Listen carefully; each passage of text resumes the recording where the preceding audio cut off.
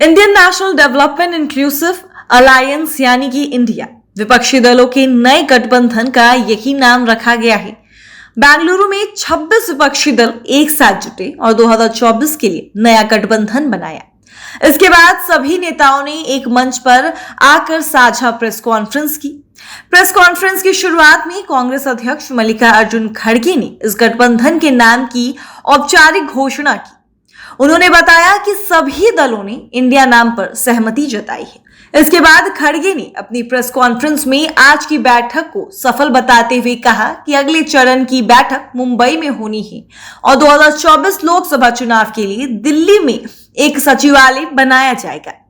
खड़गे ने कहा कि केंद्र सरकार ईडी, सीबीआई जैसे संस्थानों का गलत इस्तेमाल कर रही है। खड़गे ने बताया कि इस बैठक में लोकतंत्र और देश को बचाने पर चर्चा हुई। वे बोले कि 11 सदस्यों की एक समिति गठित की जाएगी।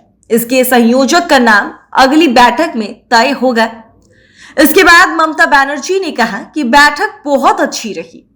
आज से चुनौती की शुरुआत हुई है। हमारी जो 26 पार्टियों की बैठक हुई उसमें हमने एक रियल चैलेंज लिया है। ममता बनर्जी ने सवाल पूछते हुए कहा, NDA can you challenge India?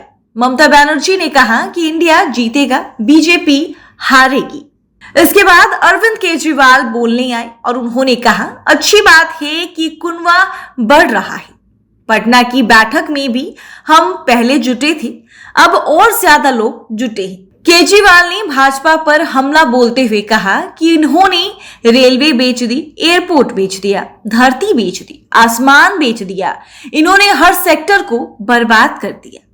Uddhav Thackeray ने कहा कि तानाशाही के खिलाफ जनता इकट्ठी हो रही है। उद्धव ठाकरे ने कहा कि लड़ाई दल की नहीं है, देश के लिए है। इस प्रेस कॉन्फ्रेंस में ठाकरे ने कहा, अगली मीटिंग मुंबई में है, सभी नेताओं से फिर मुलाकात होगी। सबसे अंत में राहुल गांधी बोलने आए। उन्होंने कहा कि हमने एक सवाल खुद से पूछा कि ये लड़ाई आखिर है किसके बीच में। उन्होंने कहा ये लड़ाई बीजेपी की विचारधारा के खिलाफ है, ये एनडीए और इंडिया के बीच की लड़ाई है।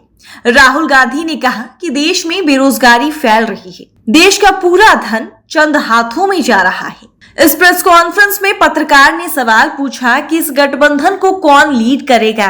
इसके जवाब में खड़गे ने कहा, हम 11 लोगों की समिति बनाएंगे जिसका संयोजक अगली मुंबई की बैठक में तय हो जाएगा।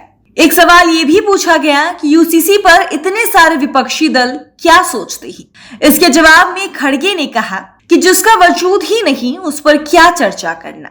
खड़गे ने कहा कि इस बैठक में हमने मणिपुर मुद्दा, महंगाई, बेरोजगारी जैसे मुद्दों पर चर्चा की है और अब अगली बैठक मुंबई में होनी है जिसमें अन्य मुद्दों पर चर्चा होगी और लोकसभा चुनाव में कैसे भारत को बीजेपी मुक्त बनाना है उस पर चर्चा होगी।